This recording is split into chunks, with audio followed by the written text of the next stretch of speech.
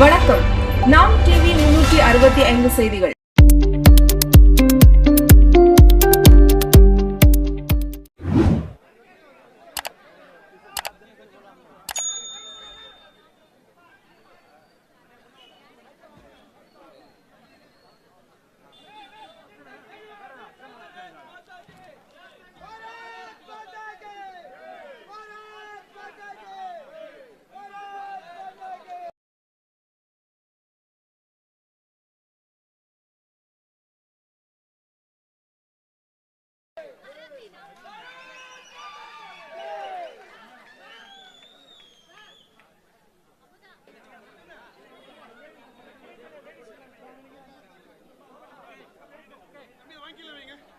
சென்னையில பொண்ணு தினேஷ் கீழே கீழே கீழே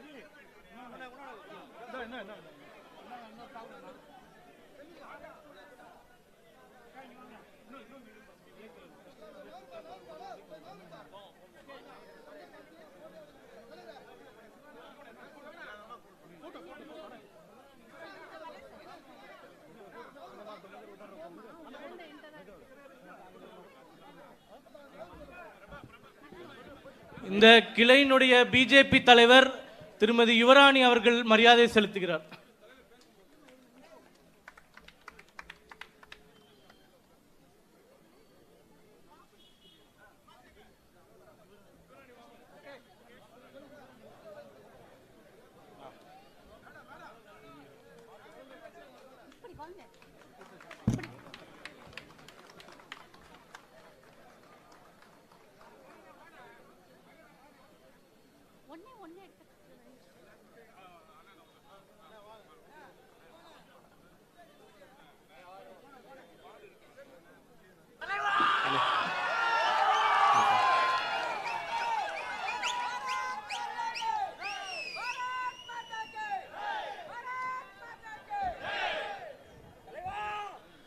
அன்பார்ந்த பெரியவர்களே, தாய்மார்களே,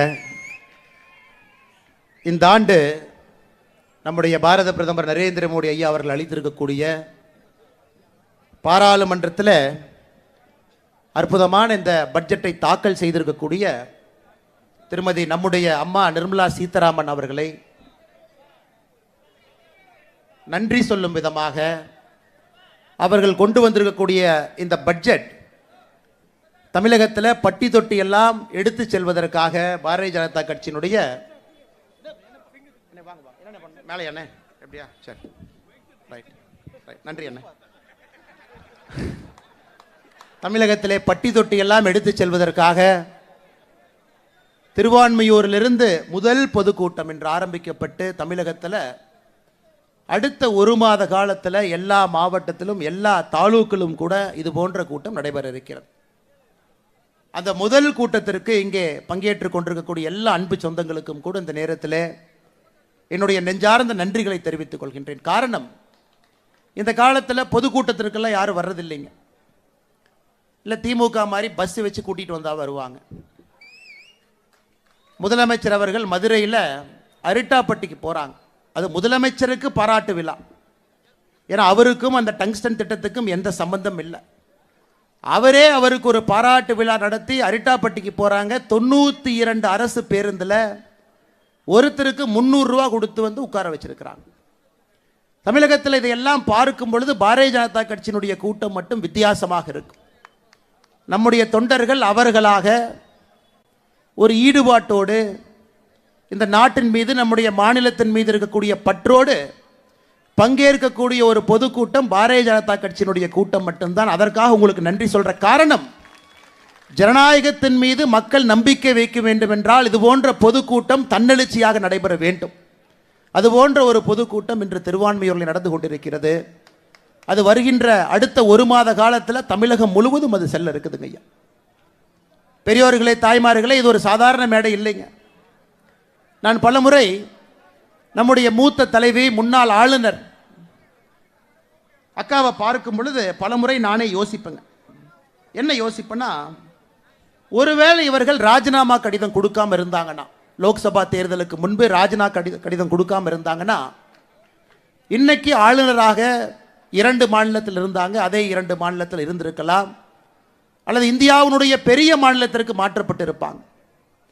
இந்த பட்ஜெட்டை எல்லாம் சரியா நிர்வாகம் பண்றாங்கறான்னு கவனிக்க வேண்டிய பொறுப்பில் அக்கா இருந்திருக்க வேண்டியவர் இன்னைக்கு நம்முடைய தொண்டர்களோடு மண்ணோடு புழுதியோடு வியர்வையோடு ரத்தத்தோடு களத்திலே நின்று இதுதான் எனக்கு பிடிக்கும், தமிழகத்திலே பாரதிய ஜனதா கட்சி ஆட்சிக்கு வருவதுதான் என்னுடைய ஒரு தொண்டனாக உழைப்பாக நான் அதை பார்க்கின்றேன் என்பதற்காக நம்மோடு நின்று கொண்டிருக்கின்றார். பல முறை நான் யோசிப்பேன், பதவியெல்லாம் விட்டுவிட்டு இங்கே வந்திருக்கின்றார், இன்னைக்கு இங்கே பேசினாங்க, ஆண்டவன் வருகின்ற ஆண்டில் நிச்சயமாக ஒரு நாள் இன்னைக்கு எப்படி நிர்மலா சீதாராமன் அவர்கள் 8 முறை அந்த பட்ஜெட்டை தாக்கல் செய்தாங்கன்னு நாம பேசினது போல ஒரு நாள் அக்காவும் ஒரு பெரிய உயரிடத்தில் நிச்சயமாக இருப்பார் என்கின்ற முழு நம்பிக்கை இருக்கு.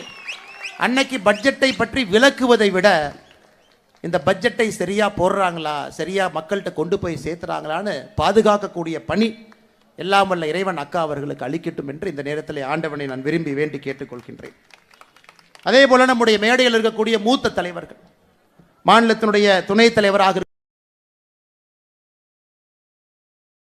இருக்கக்கூடிய அண்ணன் VP துரைசாமி அவர்கள், கூட்டம் நடப்பதற்கு முக்கிய காரணமாக இருக்கக்கூடிய அண்ணன் கரு நாகராஜன் அவர்கள், மாநிலத்தினுடைய துணைத் தலைவராக பட்ஜெட் வந்த நாளிலிருந்து டிவியில், ஆங்கில செய்தி டிவியில், நம்முடைய தமிழ் சேனலில் தொடர்ந்து பேசிக் கொண்டிருக்கக்கூடிய அருமை அண்ணன் நாராயண திருப்பதி அவர்கள், மேடை மீது இருக்கக்கூடிய மாநிலத்தினுடைய துணைத் தலைவர் கடுமையான உழைப்பாளி அண்ணன் டால்பின் ஸ்ரீதர் அவர்கள், தரவுகளோடு திராவிட முன்னேற்ற கழகத்தை தோலுறுத்தி காட்டுக் கொண்டிருக்கக்கூடிய மாநிலத்தினுடைய இளம் செயலராக இருக்கக்கூடிய அருமை தம்பி FG சூர்யா அவர்கள்,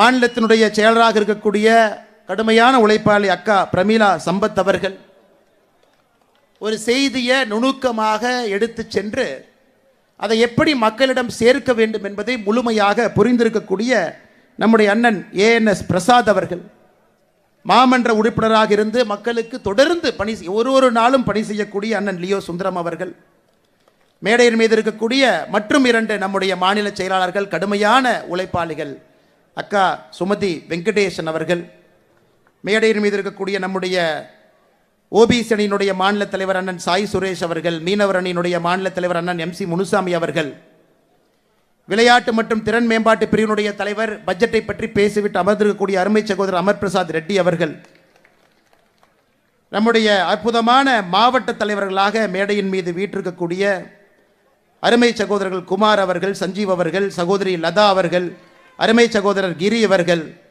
அருமை சகோதரர் பாஸ்கர் அவர்கள், அருமை சகோதரர் பாலாஜி அவர்கள், அருமை சகோதரர் நாகராஜ் அவர்கள், இந்த மண்டலினுடைய ஆற்றல் மிகுந்த தலைவராக இருக்கக்கூடிய அருமை சகோதரர் பாலு அவர்கள், கிளை தலைவராக மேடையின் மீது வந்து நம்முடைய அன்பு பரிசாக ஒரு பொன்னாடையை பெற்றுக்கொண்டு அழுகின்ற தன்னுடைய குழந்தையை வைத்துக்கொண்டு கை குழந்தையை வைத்துக்கொண்டு கட்சி பணி செய்யக்கூடிய அற்புதமான நம்முடைய கிளை தலைவர் அருமை சகோதரி யுவராணி அவர்கள், பாரதிய ஜனதா கட்சியினுடைய அலுவலக செயலாளர் சந்திரன் அவர்கள், முக்கியமாக நம்முடைய மீடியா நண்பர்களை இங்கே அழைத்து வந்து பாரதிய ஜனதா கட்சியினுடைய எல்லா செய்திகளும் கூட பட்டி தொட்டி எல்லாம் செல்வதற்கு காரணமாக இருக்கக்கூடிய அருமை சகோதரர் ரங்கராயல் அவர்கள், முக்கியமாக இந்த நிகழ்ச்சி நடப்பதற்கு ஒரு பெரிய காரணமாக இருந்து இந்த இடத்துல நிகழ்ச்சி நடத்தப்பட வேண்டும். காரணம், இதே இடத்துல பல ஆண்டுகளுக்கு முன்பு காங்கிரஸ் பேரியக்கத்திலே கோலோச்சி ஒரு தலைவர், சென்னையினுடைய மேயராக இருந்தவர், இதே இடத்துல தன்னுடைய ஆதரவாளர்களோடு பாரதிய ஜனதா கட்சியில் இணைந்து இன்னைக்கு பாரதிய ஜனதா கட்சியினுடைய வளர்ச்சிக்கு கடுமையாக உழைக்கக்கூடிய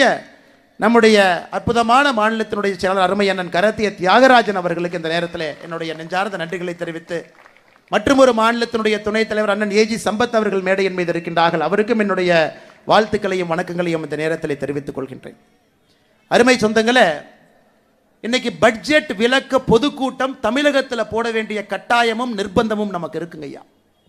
ஒரு பட்ஜெட்டும் தொலைக்காட்சியில் வருது, அடுத்த நாள் செய்தித்தாளில் வருது, நம்ம எல்லோருக்கும் தெரியும். ஆனால் நம்முடைய முதலமைச்சர் ஐயா MK ஸ்டாலின் அவர்கள் அவர் போடுற பட்ஜெட்டு விளக்கு உரை பொதுக்கூட்டத்துக்கு எங்கேயும் போனது கிடையாது. ஆனால் மத்திய அரசு போடுற பட்ஜெட்டுக்கு கிளம்பி போவார் பேசுறதுக்கு. இந்த அநியாயத்தை பார்த்துருக்கிறீங்களா? அவர் ஆட்சிக்கு வந்து 4 ஆண்டுகளாக பட்ஜெட் போட்டிருக்காரு. எங்கேயாவது போய் இதுதான் திமுகவினுடைய பட்ஜெட்டுன்னு எங்கேயும் பேச. திருவள்ளூரில் சில நாட்களுக்கு முன்பு சென்று மத்திய அரசு போட்டிருக்கக்கூடிய பட்ஜெட் சரியில்லை, தமிழகத்திற்கு எதிரான பட்ஜெட் இது பீகார் பட்ஜெட்டு, இது ஏழை எளிய மக்களுக்கு எதிரான பட்ஜெட் அப்படின்னு பேசிட்டு வந்து அமர்ந்திருக்கின்றார். அதிலேயே நமக்கு தெரிகிறது எப்போ ஒரு முதலமைச்சர் அவர் போடுற பட்ஜெட்டை போய் பேசாம மத்திய அரசு போடக்கூடிய பட்ஜெட்டை குறை சொல்லுகின்றாரோ அது ஒரு சிறப்பான பட்ஜெட் என்பது அவர் எப்ப திருவள்ளூருக்கு போனாரோ அப்பவே நமக்கு தெரியுது. அதுவும் இன்னைக்கு நடந்து கொண்டிருப்பது சாதாரண ஒரு ஆட்சி இல்லைங்க. உலக நாடுகள் எல்லாம் திரும்பி பார்க்கக்கூடிய அற்புதமான ஆட்சி. எங்கே சென்றாலும் கூட மிகப்பெரிய மரியாதையோடு வலம் வந்து கொண்டிருக்கக்கூடிய பாரத பிரதமர் நரேந்திர மோடி அவருடைய ஆட்சி. அது பிரான்ஸாக இருக்கட்டும், அமெரிக்காவுக்கு போறாங்க நாளைக்கு, அமெரிக்காவாக இருக்கட்டும், எங்கே சென்றாலும் கூட இன்னைக்கு உலகத்தில் ஒரு தலைவனுக்கு எல்லா இடத்திலும் மிகப்பெரிய மரியாதை இருக்கக்கூடிய மனிதர் நரேந்திர மோடி அவர்கள். சாதாரணமாக கிடைக்கலைங்க. உழைப்புல, அவர் மீது நீங்கள் வைத்திருக்கக்கூடிய நம்பிக்கையில். ஒரு பட்ஜெட்டும் அளித்த பிறகு பட்ஜெட்டை போட்டுட்டோம் போயிட்டோங்கிறது கிடையாதுங்க. ஒரு ஆண்டு காலத்தில் போட்டிருக்கக்கூடிய பட்ஜெட்டை முழுமையாக அமல்படுத்தி மக்களுடைய நம்பிக்கையை பெற்று ஒரு பட்ஜெட் அல்ல, 2 பட்ஜெட் அல்ல, 10 பட்ஜெட்டுகளை தாண்டி தொடர்ச்சியாக 11வது பட்ஜெட்டையும் அளித்து இன்னும் பல நூறு பட்ஜெட்டுகளை அளிக்க இருக்கக்கூடிய பாரதிய ஜனதா கட்சியினுடைய ஒப்பற்ற தலைவனாக இருக்கக்கூடிய நரேந்திர மோடி அவர்களுடைய 11வது பட்ஜெட்டுங்க ஐயா. நிர்மலா சீதாராமன் அம்மா அவர்களுடைய 8வது பட்ஜெட். இங்க நாம் இருக்கக்கூடிய எல்லோருமே நடுத்தரத்திற்கு கீழே இருக்கக்கூடிய மக்கள் தான் அந்த கூட்டத்தில் இருக்கிறோங்க ஐயா. 2014 நாம் ஆட்சிக்கு வந்த பொழுது இந்தியாவில் மொத்தமாக வரி செலுத்தியவர்கள் 3,45,00,000 பேர். 3,45,00,000 பேர் வரி செலுத்தினாங்க. 10 ஆண்டுகள் கழித்து 2024 மொத்தமாக நம்முடைய நாட்டில் வரி செலுத்தக்கூடியவர்கள் 7,90,00,000 பேர். 10 ஆண்டுகள்ல இந்த நாட்டினுடைய வளர்ச்சியின் காரணமாக 4,45,00,000 பேர் புதியதாக வரி செலுத்தக்கூடியவர்களாக மாறி இருக்கின்றார்கள். இன்னைக்கு 12 லட்சம் ரூபாய் வரை யாருக்கு சம்பாத்தியம் இருக்கிறதோ நீங்கள் வரி செலுத்த வேண்டாம் என்று சொல்லி இருப்பது சாதாரணமான விஷயம் இல்லைங்க. சரித்திரம், அது சரித்திரம். காரணம், இந்த 7,90,00,000 பேர்த்துல 6,80,00,000 பேர் 12 லட்சம் ரூபாய்க்கு கீழே வருமானம் வைத்திருக்கக்கூடிய நபர்கள். மறுபடியும் சொல்றேன், 7,90,00,000 பேர் மொத்தமாக வரி செலுத்துறவங்கல்ல 6,80,00,000 பேர் இந்த ஆண்டு வரி செலுத்த மாட்டார்கள். காரணம், அவர்களுக்கு வரி விலக்கு நரேந்திர மோடி அவர்கள் அளித்திருக்கின்றார். இதை இப்படி சொல்லலாம், நாட்டில் மொத்தமா எத்தனை பேர் வரி செலுத்துறாங்களோ அதிலே 87% மக்களுக்கு வரி செலுத்த வேண்டாம் என்று நரேந்திர மோடி அவர்கள் சொல்லி இருக்கின்றார். இதன் மூலமாக மத்திய அரசுக்கு ஏற்படக்கூடிய வரி மூலமாக வேண்டாம் என்று சொல்லதன் காரணமாக எத்தனை வரி வராமல் இருக்கு. போன ஆண்டு கணக்கு பார்த்தீங்கன்னா இந்த ஆண்டுக்கு 1,10,000 கோடி ரூபாய் வரி வேண்டாம் என்று சொல்லி இருக்கின்றார் நரேந்திர மோடி அவர்கள். காரணம் என்னங்க? நடுத்தர மக்களுக்கு அன்பு பரிசு கொடுக்க வேண்டும், கடுமையாக உழைக்கக்கூடியவர்களுக்கு நன்றி சொல்ல வேண்டும். நடுத்தர குடும்பமாக இருந்து குழந்தை குட்டி எல்லாம் வச்சு மாசம் பட்ஜெட் போட்டு பால் கணக்கு, பேப்பர் கணக்கு, டிவி கணக்கு, ஸ்கூல் கணக்கு, பெட்ரோல் கணக்கு, அதில் எல்லாம் சம்பாதிச்சு சிறுக சேர்த்த ஒரு காசை அந்த ஆண்டு முடியும் பொழுது அரசுக்கு வரியாக கட்டிதான் இந்த நாடு முன்னேறி கொண்டிருக்கிறது. அப்படிப்பட்ட மனிதர்களுக்கு நன்றி சொல்ல வேண்டும். காரணம், உண்மையானவர்களாக இருக்கின்றார்கள் என்பதற்காக 87% மக்கள் 6,80,00,000 பேருக்கு இந்த ஆண்டு 12 லட்சம் ரூபாய்க்கு கீழே வரி வேண்டான்ட்டான். இதை நம்முடைய முதலமைச்சர் மு க ஸ்டாலின் அவர்கள் எப்படி சொல்றாங்கன்னா, என்ன பெருசா பண்ணிட்டாரு? 144 கோடி பேர் இந்த ஊரில் இருக்கிறாங்க. இந்த நாட்டில் 2% மக்களுக்கு வரி இது கொடுத்துருக்கிறாங்க, வரி கட்ட வேண்டாம். இது சாதனையா அப்படிங்கிறார் முதலமைச்சர் அவர்களே. நீங்கள் வீட்டில் போய் கடைக்கு போய் பால் பாக்கெட்டு வாங்கினா உங்களுக்கு அவங்க கஷ்டம் தெரியும், நியூஸ் பேப்பர் வாங்கினா கஷ்டம் தெரியும். நீங்கள் டிஃபெண்டர் காரில் மகன் நடத்தக்கூடிய மிகப்பெரிய நிறுவனம், கோடியாக சம்பாதனை இருக்கக்கூடிய முதலமைச்சர் அவர்களுக்கு நடுத்தர மக்களுடைய வலி எப்படி தெரியுமா? முதலமைச்சர் மு க ஸ்டாலின் ஐயா அவர்களே, ஒரே வார்த்தையில் கொச்சப்படுத்திட்டு போயிட்டீங்க. ஒரே வார்த்தையில் 2% மக்கள் பயனடைகின்றார்கள் என்று சொல்வதை விட வரி செலுத்தக்கூடியவர்கள் 87% மக்கள் பயனடைகின்றார்கள். இது நடுத்தர மக்களுக்கு கிடைத்திருக்கக்கூடிய மிகப்பெரிய பரிசு. இன்னைக்கு தமிழ்நாட்டில் எத்தனை பேர் பயனடைஞ்சிருக்கிறாங்க? இன்னும் முழுமையாக நம்மிடம் அந்த நம்பர் இல்லை அப்படின்னா கூடங்க, குறைந்தபட்சம் 60 லட்சம் பேர் தமிழ்நாட்டில் மட்டுமே, குறைந்தபட்சம் 60 லட்சம் பேர். 60 லட்சம் பேர்த்துக்கு மேல இந்த ஆண்டு மத்திய அரசு 12 லட்சம் ரூபாய் வரை வரி செலுத்த வேண்டாம் என்று சொன்னதன் காரணமாக குறைந்தபட்சம் 60 லட்சம் பேர் பயனடைஞ்சிருக்கிறாங்க. இன்னைக்கு முதலமைச்சர் இதோடு நிற்கலீங்க, இன்னும் முன்னாடி போறார். எங்களுக்கு நீங்க பட்ஜெட்டே கொடுக்கல, இந்த பட்ஜெட்டில் பார்த்தீங்கன்னா 5 முறை பீகார் பீகார் பீகார்னு சொன்னீங்க, அதனால் இது பேர் பீகார் பட்ஜெட். முதலமைச்சர் அவர்களே, 10 ஆண்டு காலம் நீங்க யூபிஏ அரசில் இருந்தீங்க. 2004-05 பட்ஜெட்ல தமிழ்நாடு என்கின்ற வார்த்தையை சொல்லல, 2005-06 தமிழ்நாடு என்கின்ற வார்த்தையை சொல்லல, 2006-07 தமிழ்நாடு என்கின்ற வார்த்தையை சொல்லல, 2007-08 ஒரே முறை தமிழ்நாடு என்கின்ற வார்த்தையை சொன்னீங்க, 54 கோடி ரூபாய் ஒதுக்கி இருந்தீங்க. 2008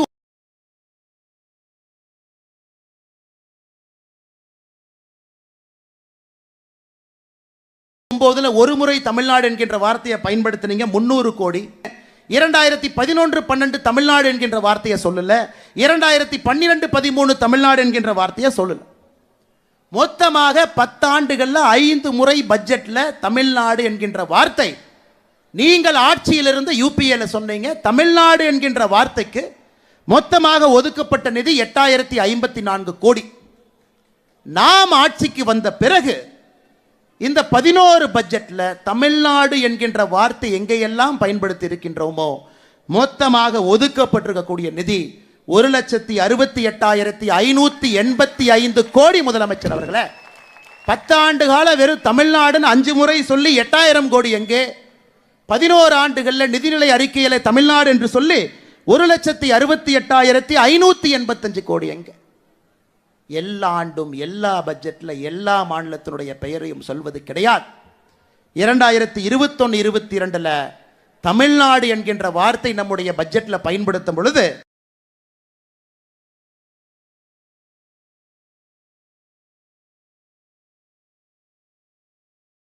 $1,66,000 கோடி தமிழகத்திற்கு மட்டும் கொடுப்பாங்க, சில இடத்துல கொடுப்பாங்க.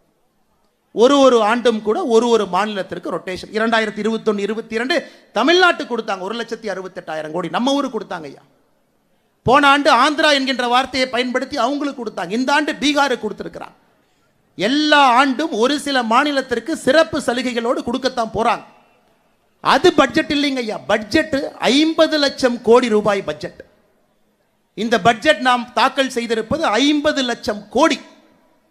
2013-14 ஐயா பி சிதம்பரம் அவர்கள் கடைசி பட்ஜெட் போட்டுட்டு காங்கிரஸ் ஆட்சியிலிருந்து காலி செய்த பொழுது மொத்த பட்ஜெட் எவ்வளவுங்க ஐயா போட்டோம்? மொத்த பட்ஜெட் காங்கிரசினுடைய கடைசி ஆண்டுல பட்ஜெட்டினுடைய மொத்த செலவாதீனம் 15,90,000 கோடி. 15 லட்சம் கோடி தாங்க ஐயா பட்ஜெட். 10 ஆண்டுகள்ல 15 லட்சம் கோடி இருக்கக்கூடிய பட்ஜெட் 50 லட்சம் கோடியாக உயர்ந்திருக்கிறது. 50 லட்சம் கோடி, 3.5 மடங்கு. இது நாட்டில் வளர்ச்சி இல்லையா? இது வீக்கங்களா? இது வளர்ச்சி இல்லையா? 15 லட்சம் கோடி ரூபாய்க்கு பட்ஜெட் போட்ட ஒரு நாடு 50 லட்சம் கோடி ரூபாய்க்கு பட்ஜெட் போட்டு. அது மட்டும் இல்லைங்க ஐயா, 2013-14 காங்கிரசினுடைய கடைசி ஆண்டு ஒரு இந்தியனுடைய சராசரி வருமானம் 86,000 ரூபாய்.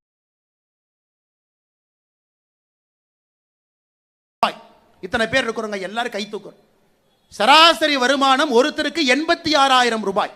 காங்கிரசினுடைய கடைசி ஆண்டு. இந்த ஆண்டு பட்ஜெட்லேயே அம்மையார் நிர்மலா சீதாராமன் அவர்கள் சொல்லி இருக்கின்றார், ஒரு சராசரி இந்தியனுடைய வருமானம் 2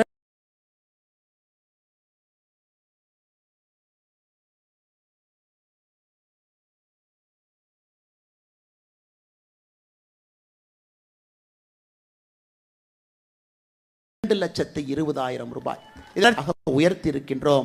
அதுவும் 2.5 மடங்கு. வீட்டுக்கு வெளியே வாங்க, சிவப்பு கம்பளத்துக்கு வெளியே வாங்க,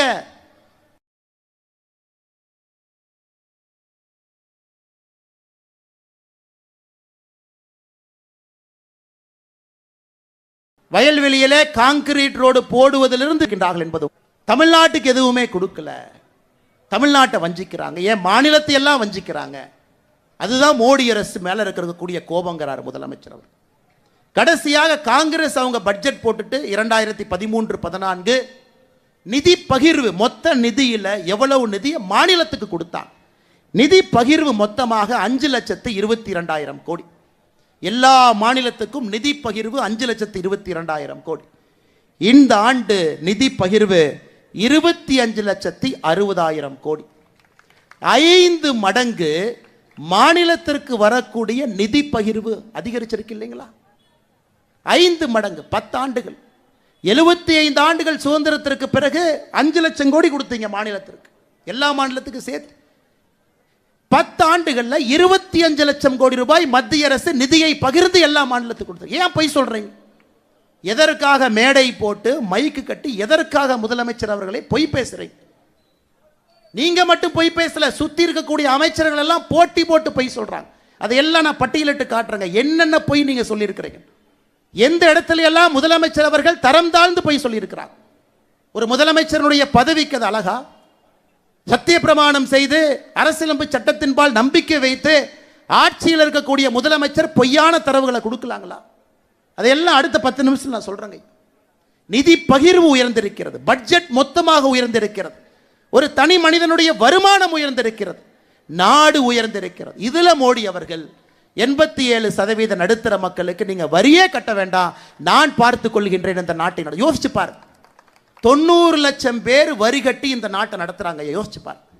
அது முதலமைச்சர் அவர்களே நன்றா புரிஞ்சுக்குங்க. 144 கோடி பேர் மக்கள் இருக்கக்கூடிய தாய் திரு இந்திய நாட்டில் 90 லட்சம் பேர் தான் இன்னைக்கு வரி கட்டுறாங்க. அது சந்தோஷம் தான், நமக்கு போதும். மிச்சவங்க வரி கட்டவில்லை என்றாலும் கூட எப்படி இந்த நாட்டை நடத்த வேண்டும், நடத்த முடியும் என்பதை மோடி அவர்கள் காட்டிக் கொண்டிருக்கின்றார். அதை நீங்க போய் பாருங்க. அதை பார்த்துட்டு பாடம் எடுத்துக்கொண்டு தமிழகத்திற்கு வாங்க. நீங்க போடுற பட்ஜெட்டையும் மக்கள்கிட்ட சொல்லுங்க. பட்ஜெட் இல்லைங்கய்யா, தமிழ்நாடு என்கின்ற வார்த்தை இல்ல. ஆனா தமிழ்நாட்டுக்கு எவ்வளவு கொடுத்திருக்கிறாங்க? இந்த ஆண்டை விட்டுருங்கய்யா, இந்த ஆண்டு நான் பேசவே விரும்புகிறேன். 2021, 22, 23, 24 4 ஆண்டுகள் எடுத்துக்கலாம். நீங்க ஆட்சிக்கு 21ல வந்தீங்க. நீங்க 4 ஆண்டுகள்ல வந்த பிறகு பெருசா எதுவும் பேசலைங்க ஐயா. மத்திய அரசனுடைய டாப் 10 திட்டங்கள், முதல் 10 திட்டங்கள் 4 ஆண்டுகள்ல எவ்வளவு பணம் வந்திருக்குன்னு மட்டும் பாருங்க. 100 நாள் வேலை வாய்ப்பு திட்டம் முழுவதுமாக மத்திய அரசு கொடுக்கின்ற பணம் 4 ஆண்டுகள்ல 38,641 கோடி. விவசாய கௌரவ நிதி PM கிசான் 4 ஆண்டுகள்ல 6,209 கோடி. சமகிரக சிக்ஷா இப்ப பிரச்சனை ஆயிட்டு இருக்கு, அதை நம்ம பின்னாடி பேசுறேங்க ஐயா, 5,880 கோடி. குழந்தைகளுடைய ஊட்டச்சத்தை உறுதி செய்யக்கூடிய திட்டம் போஷன் அபியான் 2,796 கோடி. சுகாதாரத்தை மேம்படுத்த உட்கமைப்பு நிதி 5,753 கோடி. முதியோர் பென்ஷன் முழுவதும் மத்திய அரசு கொடுக்குறாங்க ஐயா, 2,480 கோடி. வீடு வீட்டு குடிநீர் ஜல்ஜீவன் திட்டம் 5,899 கோடி. கிராமப்புற மோடி வீடு 3,087 கோடி. இந்த முதல் 10 திட்டத்தை மட்டும் நீங்க கூட்டி கழிச்சு பாருங்க ஐயா. இன்னைக்கு தமிழ்நாட்டில் சாலைகள், தேசிய நெடுஞ்சாலைகள் நடந்து கொண்டிருக்கக்கூடிய திட்டங்கள் மட்டுமே, இன்னைக்கு தமிழ்நாட்டில் தேசிய நெடுஞ்சாலைகள் திட்டத்தில் மட்டும் நடந்து கொண்டிருக்கக்கூடிய பணி 46,617 கோடி. டிஃபெண்டர்ல ஜொங்கின்னு போறீங்களே, யார் ரோடு போடுறா? ஜொங்கின்னு துரைமுருகன் அண்ணன், பொன்முடி அண்ணன் போட்டி போட்டு பின்னாடி சீட்டில் உட்கார வச்சுட்டு ஜொங்கின்னு போறீங்களே, அந்த ரோடு யாரு போடுறாங்க? 46,000 கோடி ரூபாய் மத்திய அரசு இன்னைக்கு தமிழ்நாட்டில் தேசிய நெடுஞ்சாலைகளுடைய திட்டம் மட்டும் நடந்து கொண்டிருக்கிறது. கூட்டி கழிச்சு எப்படி நீங்க கணக்கு பார்த்தால் விமான நிலையம், துறைமுகம், தேசிய நெடுஞ்சாலை, கிராமப்புற ஏழை மக்களுக்கு கொடுக்கக்கூடிய வீட்டிலிருந்து 100 நாள் வேலை வாய்ப்பு திட்டத்திலிருந்து அனைத்தையும் மோடி அவர்கள் நேரடியாக கொடுக்கிறாங்க. அதுவும் நீங்க இடையில தடுத்து கொடுக்கிறாங்க. உங்களை பொறுத்தவரை என்ன, மாநில அரசுக்கு நேரடியாக வரக்கூடிய நிதி மட்டும்தான் கணக்கு. அதை நம்ம ஆங்கிலத்தில் என்ன சொல்றாங்க ஐயா, டிவல்யூஷனுங்கிறோம், கிராண்ட்டுங்கிறோம்.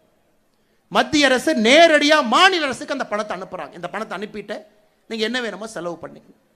அது தமிழகத்திற்கு கடந்த 4 ஆண்டுகளில் மட்டுமே டெவல்யூஷனாக 1,73,000 கோடி, கிராண்டாக 91,000 கோடி, மொத்தமாக 2,64,000 கோடி பணமா உங்களுக்கு வந்திருக்கு. இன்னைக்கு முதலமைச்சருக்கு இதான் பிரச்சனை. அது எப்படி 100 நாள் வேலைவாய்ப்பு திட்டத்துக்கு நீங்க கொடுக்கலாம்? அது எங்ககிட்ட கொடுங்க, நாங்க கொடுப்போம். அது எப்படி மோடி வீடு கட்டுற திட்டத்துக்கு நீங்க கொடுக்கலாம்? எங்ககிட்ட கொடுங்க, நாங்க கொடுப்போம். நேரடியாக உங்களுக்கு வரக்கூடிய பணத்தை மட்டும் கணக்கு போட்டு இவ்வளவு வரி கொடுக்கிறோம், இவ்வளவு வரி திருப்பி கொடுக்குறீங்க. இத்தனை வேலைகள் மோடி செய்கிறார். ரோடு போடுறார், விமான நிலையம் கட்டுறார், துறைமுகம் கட்டுறார், வீடு கட்டி கொடுக்கிறார், வீட்டுக்கு தண்ணீர் குழாயிலே கொண்டு வந்து கொடுக்கிறார். இது எல்லாம் தமிழக மக்களுடைய வரி பணம் திரும்ப நமக்கு வருதுங்க ஐயா. கொடுப்பது எல்லாம் திரும்ப வருது. சிலது நேரடியாக மாநில அரசுக்கு வருது, சிலது மத்திய அரசு திட்டங்கள் மூலமாக வருது. ஆனால் வருது. இதையெல்லாம் தாண்டி பாருங்க, மத்திய அரசு நம்ம வட்டி கடன் நடத்துறோமா? முதலமைச்சர் சொல்றார், மத்திய அரசு நீங்க வட்டி கடன் நடத்துறீங்க, இதெல்லாம் வட்டி வாங்கிட்டாங்க ஐயா, கொடுக்குறோம். நேரடியா உங்களுக்கு 2,64,000 கோடி நிதி பகிர்வு கடந்த 4 ஆண்டுகள்ல அதுக்கு வட்டியா திரும்ப வந்திருக்கு. ஒரு ஏழை எளிய ஒரு மனிதனுக்கு வீடு கட்டி கொடுத்தா அது வட்டிங்களா? நேரடியா மோடி கட்டி கொடுக்கிறார். ஒரு விவசாயிக்கு நேரடியாக வங்கி கணக்கு பணம் அனுப்பிச்சா வட்டியா? மோடி அவர்கள் இதையும் தாண்டி சொல்றாரு, மாநில அரசுக்கு வட்டி இல்லா கடனா இவ்வளவு கொடுக்கிறோம், 50 ஆண்டுகள் வச்சுக்கங்க, வட்டி கொடுக்காதீங்க. இந்த ஆண்டு 1,50,000 கோடி ஒதுக்கி இருக்கிறாங்க மாநிலத்திற்கு. இதையும் தாண்டி உங்களுடைய உள்கட்டமைப்பு வசதிக்கு இந்த பணத்தை எடுத்துக்கங்க, இது மத்திய அரசுடைய பணம், நாங்க உங்களுக்கு கொடுக்கிறோம், வட்டியே கொடுக்காதீங்க, 50 வருஷம் கழிச்சு அசலை திருப்பி கொடுங்க, உட்கட்டமைப்பை மேம்படுத்துங்க என்பதற்காக கொடுக்கக்கூடிய பணத்தை என்ன சொல்றாருன்னா மத்திய அரசு வட்டி கடை நடத்துறாங்க. அதனால்தான் நான் சொன்னேன், முதலமைச்சர் அவர்களே ஒரு மாநிலத்தை பொய் பிரச்சாரம் மேடையிலே பொய் பேச ஆரம்பித்தால் எப்படிங்க ஐயா நாம உண்மை பேசி மக்கள்கிட்ட அதை எடுத்துட்டு போறது? முதலமைச்சரே பேசுறார், வேற யார் பேசினா கூட பரவாயில்ல.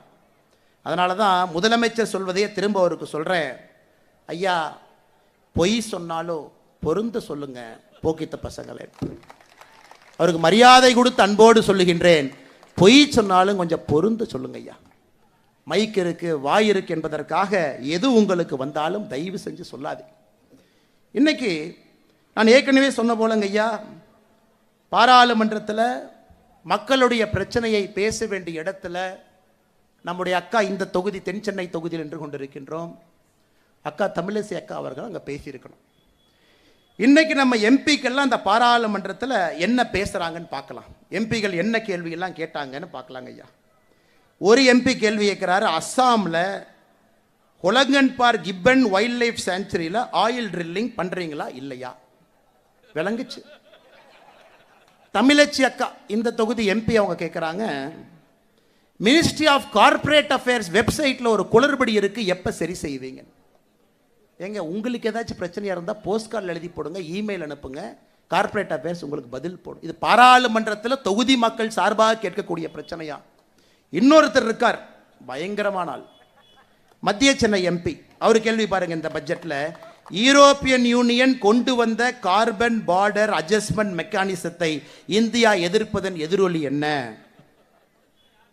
Cosmic energy coupled with atomic energy in the evolution of mankind with the program of Java. இது அண்ணா விவேக் அவர்கள் ஒரு கடைக்கு போறார், புக் வாங்க போறார். அங்க ஒரு சகோதரி இருக்கிறாங்க. இந்த சகோதரி எப்படியாச்சும் இம்ப்ரெஸ் பண்ணணும் அப்படின்னு கடைக்காரன்ட்ட போய் கேட்கிறார், cosmic energy coupled with atomic energy in the evolution of mankind by the program of Java அப்படின்னு சொல்லுங்க. தயாநிதி மாறன் அவருடைய பாராளுமன்ற கேள்வி இதை விட மோசமா இருக்கு.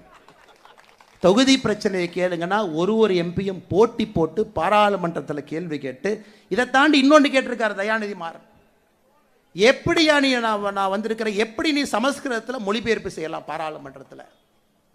நான் விடவே மாட்டேன், நீ எப்படி சமஸ்கிருதத்தில் மொழிபெயர்ப்பு பண்ணலாம்? அதற்கு பாராளுமன்றத்தினுடைய ஸ்பீக்கர் ஐயா சொல்றாங்க, ஐயா இங்க பாருங்க, 10 மொழியில் மொழிபெயர்ப்பு இருக்கு, நம்முடைய தாய்மொழி தமிழ் உட்பட. இன்னைக்கு புதுசா 5 மொழி அறிமுகப்படுத்துறோம், அதிலும் மொழிபெயர்ப்பு வரப்போகுது. பாராளுமன்றத்தில் நேற்றிலிருந்து 15 மொழியில மொழிபெயர்ப்பு. புதிதாக அறிமுகப்படுத்திய மொழி என்னன்னா போடோ, டோக்ரி, மணிப்பூரி, உருது, சமஸ்கிருதம். இந்த 5 மொழி புதுசா 10ஓட. உன்னை வரைக்கும் சொல்றாரு, எப்படி நீ சமஸ்கிருதத்தில் மொழிபெயர்க்கலாம்? ஏன்னா நீ கும்முடி பூண்டியை தாண்டினாவே வடக்கு தெற்கு தெரியாது, அங்க போய் உட்கார்ந்துருக்கிறான்.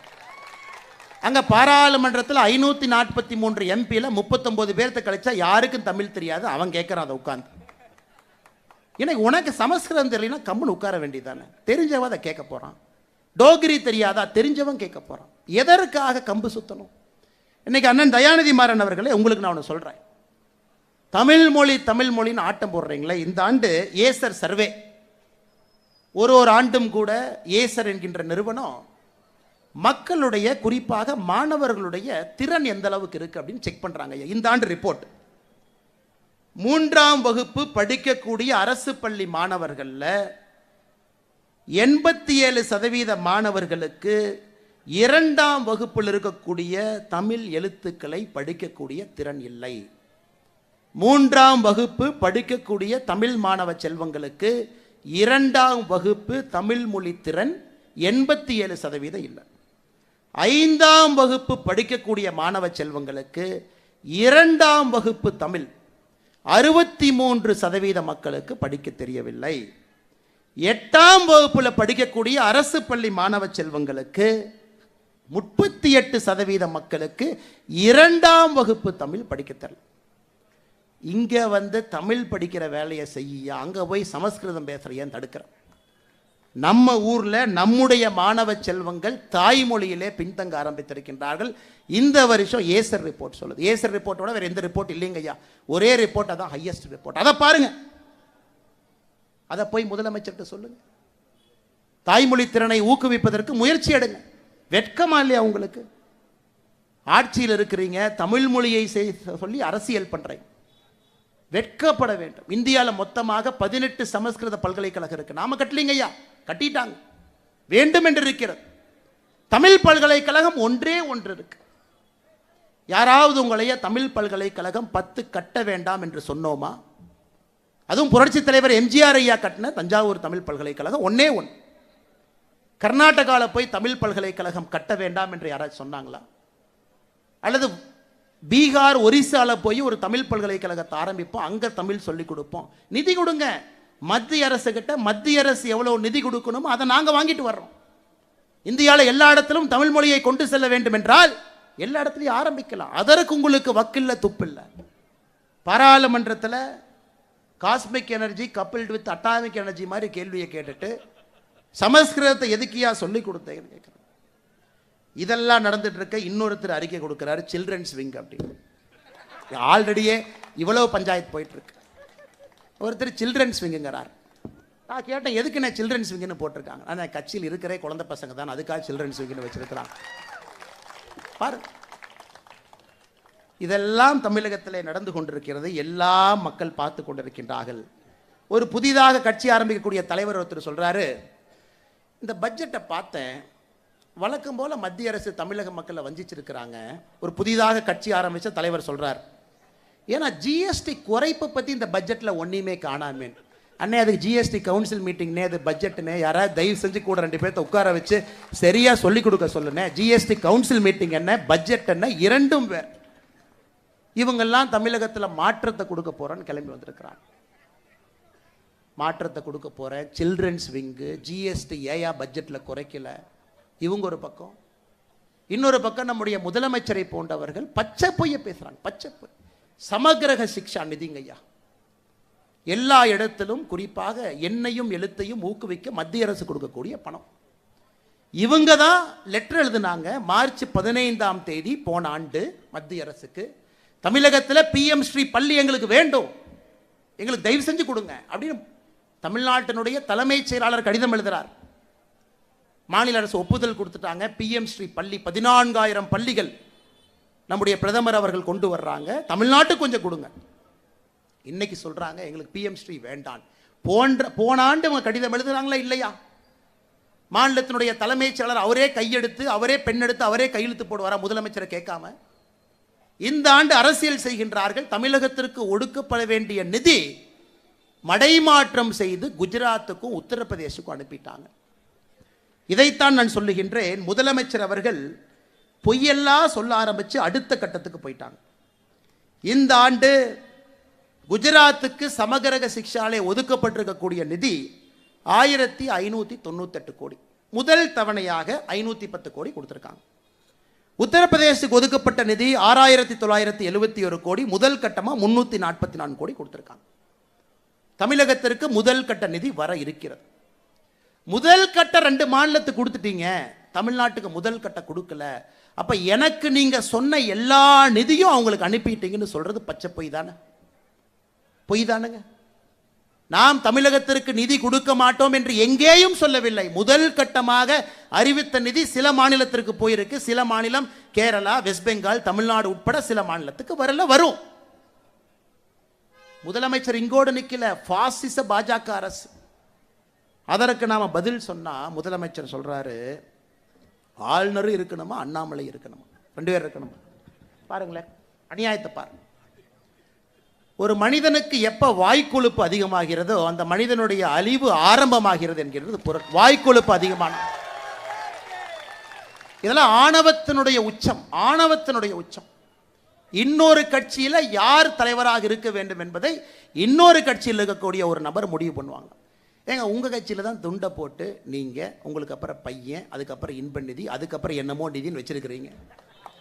இந்த கட்சியை பொறுத்தவரை அண்ணாமலை தொடர்ச்சியாகலாம் இருக்க மாட்டான். ஒரு தலைவர், ஒரு தலைவருக்கு பின்பு ஒரு தலைவர், எல்லா தலைவரும் இணைந்து இந்த வேலையை செய்வதுதான் அந்த கட்சியினுடைய அடிப்படை பண்பு. ஆனா அண்ணாமலை இங்கேயே தான் இருப்பான். எப்ப வரைக்கும் இருப்பானா, அறிவாலயத்தில் இருக்கக்கூடிய ஒரு செங்கலையும் உருவி எடுக்கும் வரை இங்க இருப்பான். உருவி எடுக்கும் வரை. இந்த ஊழல் பெருச்சாளிகள் 35 அமைச்சர்கள் ஊழல் பெருச்சாளிகள் 2026 சிறைக்கு செல்வதை பார்ப்பதற்கு இந்த அண்ணாமலை இருப்பான். அதுவரை நிச்சயமா இருப்பான். அதுல உங்களுக்கு எந்த சந்தேகமும் வேண்டாம். இதையெல்லாம் கேட்டா கோபம் வருது. அன்பில் மகேஷ் பொய்யாமல் இன்னைக்கு காலைல சொல்றாரு, என்னங்க ஒரு கட்சியினுடைய மாநில தலைவர் என்னை பார்த்து பொய் சொல்றீங்கன்னு சொல்றாரு. நான் எதுக்குங்க பொய் சொல்றேன்? ஏங்க திருச்சிராப்பள்ளியில் உங்க சொந்த ஊரில், உங்க சொந்த திருச்சிராப்பள்ளியில் ராமநாதபுரம் அப்படிங்கிற கிராமத்தில் 2 ஆண்டுகளுக்கு முன்பு அரசு பள்ளியை இடித்து குழந்தைகள்லாம் மரத்துக்கு கீழே உட்கார்ந்து 2 வருட காலமாக பாடம் நடந்து கொண்டிருக்கிறது. 2 வருட காலமாக பச்சைமலை பகுதியில் ராமநாதபுரம் கிராமத்தில் 2 வருஷம் ஸ்கூல் கிடையாது அவங்களுக்கு. இடிச்சாச்சுங்க, 2 வருஷம் ஆச்சு இடிச்சாச்சு. மரத்துக்கு கீழ் என்னுடைய முகநூலில் அந்த வீடியோவை போட்டிருந்தாங்க. ஐயா குழந்தை பார்க்கணும் நீங்கள் அந்த வெயில் எப்படி நிற்கிறாங்க. அதுக்கு நாங்கள் பிஎம் ஸ்ரீ பள்ளி கட்டி கொடுக்குறோன்னு சொல்கிறோம், நவோதயா வித்யாலயாவை கொடுக்குறோன்னு சொல்கிறோம், கேந்திரிய வித்யாலயா எவ்வளோ வேணுமோ கொடுக்குறோங்கிறோம். நவோதயா வித்யாலயா பேரை வேற ஏதாச்சும் பேரை மாற்றுக்கிறீங்களா, அதுக்கும் தயாராக இருக்கிறோம். அதை வாங்குவதற்கு துப்பில்லை. ஆனால் அன்பில் மகேஷ் பொய்யாமொழி பையன் அவர் நடத்தக்கூடிய பள்ளி விழாவில் பங்கேற்பார். ஒருத்தர் வந்து கேட்பார், அந்த சயின்ஸ் ப்ராஜெக்ட் நல்ல விருது வாங்கினீங்கல்ல. அந்த பையன் நல்ல பையன், நான் எதுவும் பண்ணலிங்க, சும்மா தாங்க நின்று யாருக்கோ விருது வாங்கினாங்க, என்னை விட்டுருங்க. ஸோ உங்கள் பையனுக்கு ஒரு நியாயம். திருச்சி மாவட்டத்தில் இந்த மரத்துக்கு கீழே உட்கார்ந்துருக்கக்கூடிய ஏழை குழந்தை தாய், அவங்களுடைய குழந்தைக்கு ஒரு நியாயம். இதாயா நீ வச்சிருக்கிற சமூக மாடல் லட்சம்? நீங்கள்லாம் வந்து பேசுகிறீங்க, கேட்டால் நாங்கள் பொறுப்பு இல்லாமல் பேசுகிறேன்னு பட்டம் வேற கொடுக்குறேன். அன்பு தொண்டர்களே, அன்பு சொந்தங்களே, தமிழகத்தை மாற்ற வேண்டிய நேரம் வந்துருச்சுங்க. ஏன்னா இப்போ மாற்றலைன்னா நீ தமிழகத்தை யாராலும் மாற்ற முடியாது. அந்த நேரத்தை நோக்கி வந்து விட்டோம். எல்லாம் தலைகீழாக குட்டிச்சவராக இருக்கிறது. கல்வியிலிருந்து சட்டம் ஒழுங்கிலிருந்து எல்லாம். ஆனால் முதலமைச்சர் என்ன 23ஆம் புலிகேசியை போட 2 பேர்த்த கூட வச்சிருக்கிறார். மன்னா மாதம் மும்மாறி மழை பொழிகிறது, அப்படியே வாங்க மக்கள் அப்படியே சிரிச்சுக்கிட்டு ஆனந்தமா இருக்கிறாங்க. இன்னொருத்தர் வேற வெக்கமே இல்லாமல் சொல்றாரு, இந்த அரசுல தான் பெண்கள் பாதுகாப்பு, வெளியே வாயா செப்பல் எடுத்து அடிக்கிறதுலாம் உட்கார்ந்து இருக்கிறாங்க. 2026 சட்டமன்ற தேர்தலுக்கு ஓட்டு கேட்டீங்களா, வெளியே வரதானே போறீங்க. இப்பெல்லாம் பேசுறாங்க. அன்பு சொந்தங்களே, நாம் அனைவரும் இணைந்து இந்த கூட்டத்திலே நாம் பேசக்கூடிய கருத்துக்களை எல்லா மக்கள்கிட்ட எடுத்துட்டு போனோங்க. அதான் அந்த கூட்டத்தினுடைய நோக்கம். தென் சென்னை தொகுதியினுடைய பாராளுமன்ற உறுப்பினராக இந்த முறை தமிழிசைக்கா வந்திருக்கணும். எல்லாம் பெரிய மனதோடு இத்தனை லட்சம் வாக்குகளை வாரி இழைச்சிங்க. உங்களுக்கு தெரியும், வெற்றி என்பது தாமதப்பட்டிருக்கிறதோ தவிர வெற்றி என்பது வராம போகலைங்க ஐயா, தாமதப்பட்டிருக்கிறது, அவ்வளவுதான். 2026 நிச்சயமாக அது நடக்கத்தான் போகிறது. அதில் எந்த மாற்று கருத்தும் இல்லைங்க ஐயா. நம்ம தெல்ல தெளிவா இருக்கோம். இவங்க எந்த அளவுக்கு விஞ்ஞான ஊழல் செய்யறாங்கன்னு ஒரே ஒரு கருத்தை மட்டும் முன்னாடி வைக்கிறாங்க ஐயா. எந்த அளவுக்கு விஞ்ஞான ஊழல். இலவச வேட்டி சேலை திட்டம் ஐயா. ஒரு வேட்டி எடுத்தீங்கன்னா நூல் 2 பக்கம் வருங்க ஐயா. இது ஒரு நூல், இது ஒரு நூல். இந்த நூல் பேரு வார்ஃபுமாங்க, இந்த நூல் பேரு வெஃப்ட்டுமாங்க. இந்த 2 நூல் சேரத்தான் வேட்டி செய்ய முடியும். தமிழக அரசு போன ஆண்டு சொல்றாங்க, இலவச வேட்டியில வார்ப் நேரா இருக்கக்கூடிய நூல் 100% காட்டன் தான் இருக்கணும். இவங்க எந்த அளவுக்கு ஊழல் பண்றாங்கன்னா, காட்டனுக்கு பதிலாக பாலிஸ்டரை மாத்துறாங்க. காட்டன் விலை என்ன, பாலிஸ்டர் விலை என்ன, அதுல மட்டுமே 300 கோடி ரூபாய் ஊழல். காட்டனை எடுத்துட்டு பாலிஸ்டர். அந்த வேட்டியை 5-6 வேட்டி எடுத்து நம்ம சோதனை பண்ணோம். அந்த சோதனையில் 78% பாலிஸ்டர் இருக்கு, 100% காட்டன் இருக்க வேண்டிய இடத்துல 300 கோடி ரூபாய் மொத்தமாக ஊழல்.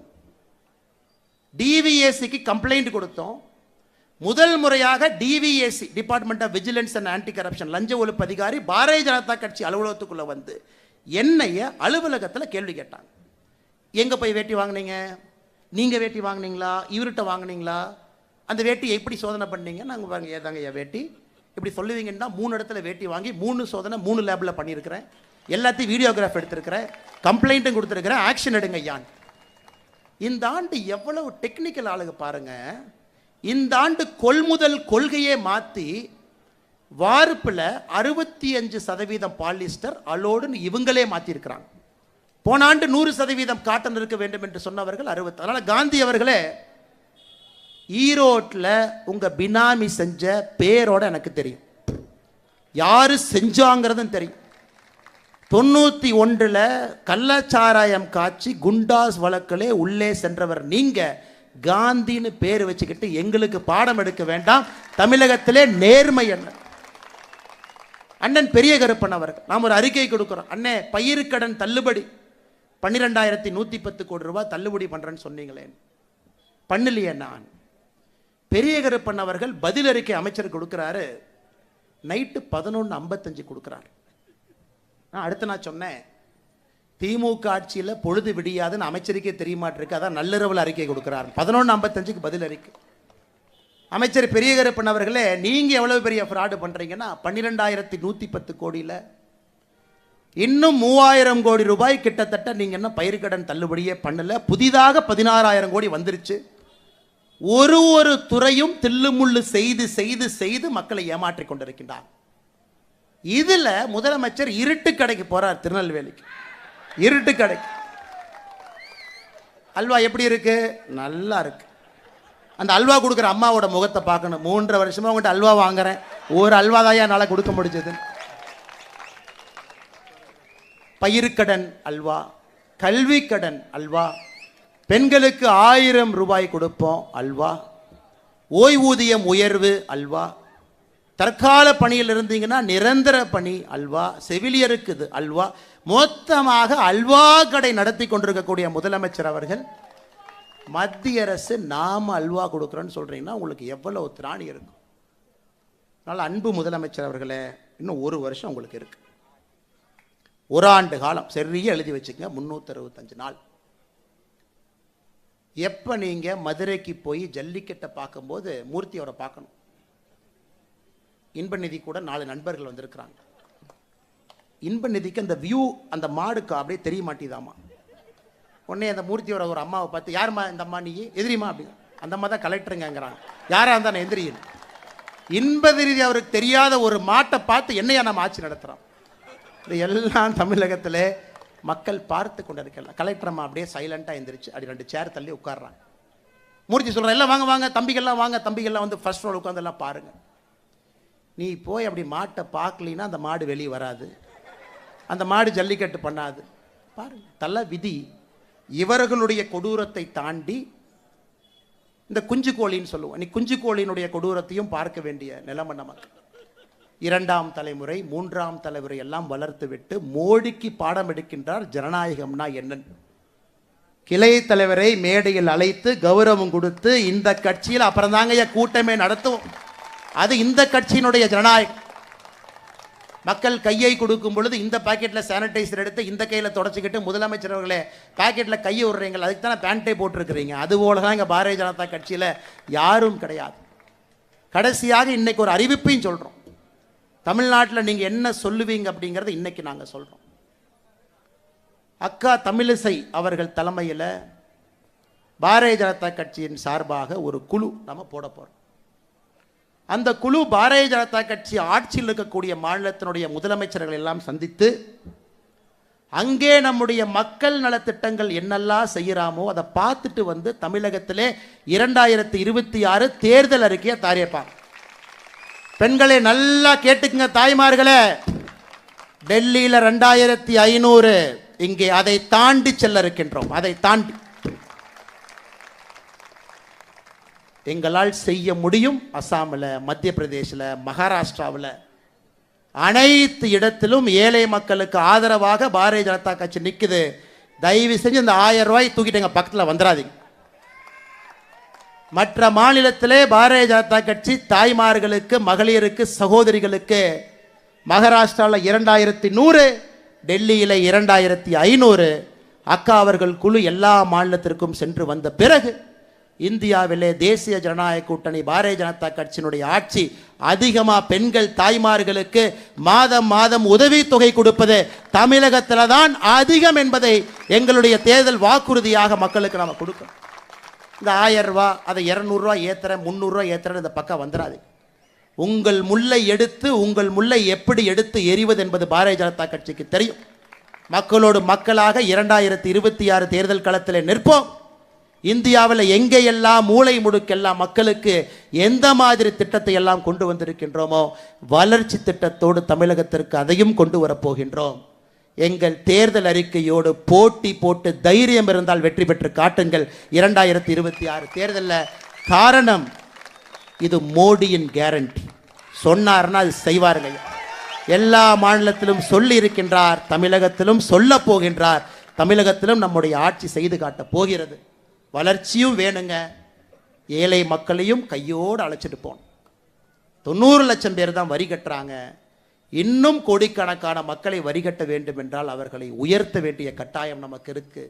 எல்லாம் கலந்த ஒரு ஆட்சி 2026 தேசிய ஜனநாயக கூட்டணி தமிழகத்திற்கு நாம் கொண்டு வருவோம்.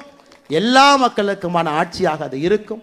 அதற்கு நாம் செய்ய வேண்டியது கடுமையான களப்பணியை நாம் செய்தால் போதுங்க ஐயா.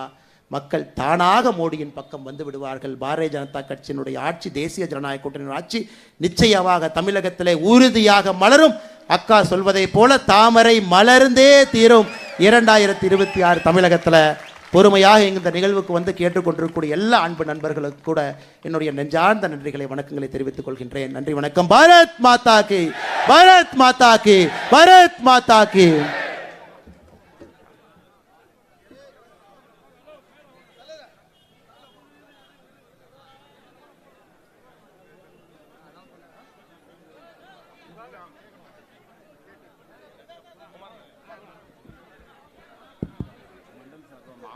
சென்னை கிழக்கு மாவட்டம் சார்பாக மாநில தலைவர்களுக்கும் அக்கா தமிழிசை சவுந்தரராஜன் அவர்களுக்கும் மாலை அணிவித்து கௌரவம் செய்யப்படுகிறது.